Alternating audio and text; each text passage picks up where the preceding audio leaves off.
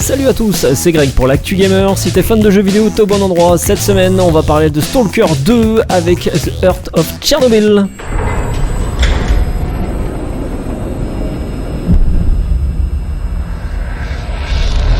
Stalker 2 sort officiellement, enfin, certains diront, le 5 septembre prochain sur PC et Xbox Series. Il aura fallu 14 années d'un développement véritablement chaotique à cette suite de Stalker pour voir le jour. Ce jeu de tir à la première personne fut annoncé en 2010 avec en ligne de mire 2012 comme date de sortie avant de connaître une longue descente aux enfers. En 2014, le projet est relancé avec à sa tête les studios JSC Game World, tout juste reformés. Alors les années passent et Stalker 2 sombre dans le mutisme. Les studios ukrainiens rompent le silence radio en 2021 et visent avril 2022 pour sortir leur jeu.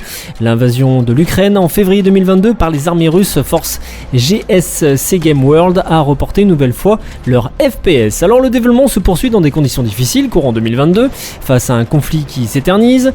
Justement, le studio décide de déménager à Prague, la capitale de la République tchèque. Cependant, le retard pris par les équipes les oblige à repousser Stalker 2 une ultime et dernière fois. Prévu donc pour le premier semestre 2024, il sera parachuté sur PC et Xbox Series début septembre prochain. Alors la question que tout le monde se pose, c'est ça parle de quoi ? Stalker 2 se déroule dans une vision alternative de la zone d'exclusion de Tchernobyl. Après la catastrophe de 1984 que tout le monde connaît, certains réacteurs de la centrale seront restés actifs, ce qui a malheureusement conduit à une seconde explosion en 2006.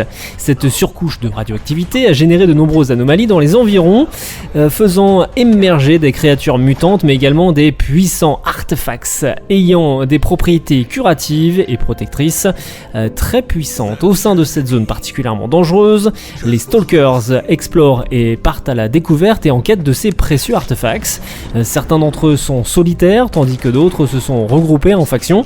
Vous serez l'un de ces explorateurs et répondrez au nom de Skiff. Alors on est dans un vrai monde ouvert, c'est ce qu'on peut dire concernant ce Stalker 2, je vous rappelle, qui s'intitule The Heart of Chernobyl et qui sort le 5 septembre prochain sur PC, Xbox One et Xbox Series.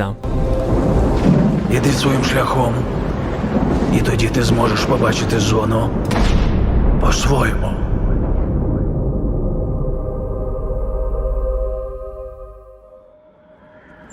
Et pour clôturer l'Actu Gamer, on va parler d'un petit robot que vous connaissez tous, Astrobot. Dévoilé lors du récent PlayStation Showcase, Astrobot signe le retour sur le devant de la scène de la nouvelle petite mascotte de Sony, précédemment apparue en 2018 dans Astrobot Rescue Mission, entièrement en VR, et dans Astro's Playground, véritable démo technique de la PS5. Le petit robot signe ici son premier grand titre, un titre sur lequel la team Asobi, développeur du jeu, et Sony semblent miser, puisque Nicolas Doucet, directeur du studio, a récemment dévoilé en interview qu'un DLC gratuit est d'ores et déjà prévu. Celui-ci s'exercera sur l'apport de niveaux supplémentaires dits de défis, des expériences plus courtes et axées sur des challenges bien spécifiques. De plus, il s'est bien gardé d'en parler. Les deux niveaux de ce genre, déjà présents dans le titre, seront centrés sur le sauvetage de robots costumés, comme certains personnages de PlayStation. Nul doute alors que ce DLC apportera davantage de caméos made in Sony, par contre encore présents dans le jeu de base. Étant donné qu'il existe apparemment déjà près de 150 célébrités de PlayStation prêtes à être découvertes en robot, il est intéressant d'essayer d'imaginer quel est le petit nouveau ou la petite nouvelle qui pourra être mise à l'honneur. Certains joueurs espèrent également pouvoir parcourir les niveaux entièrement désignés sur le thème dédié Caméos.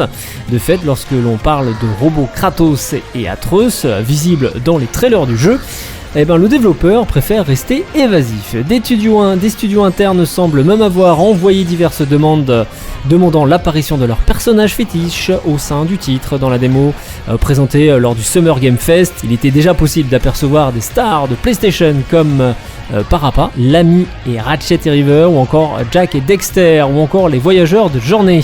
Très attendu des joueurs sur PlayStation, le titre ne sera plus jouable, ou ne sera même pas du tout jouable en VR comme son prédécesseur, et sera donc accessible à n'importe quel possesseur de PlayStation 5 et attendu pour le 6 septembre prochain.